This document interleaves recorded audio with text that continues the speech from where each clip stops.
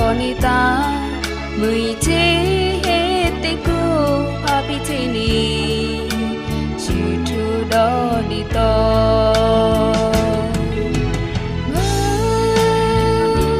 Mama, ukana ota chena kalagi.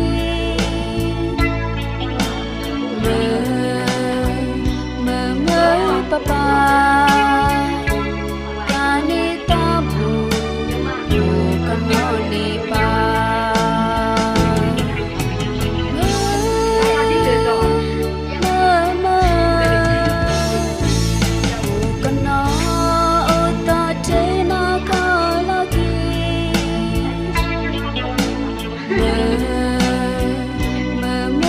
Papa,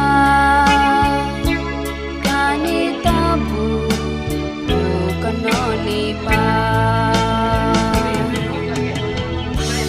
Kono ulowai, ipui na wai po, koi na wai pri, utake siwa mwe uja, hai meli ho.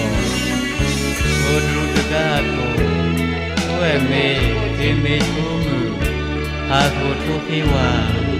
Name ku mamu sulabo.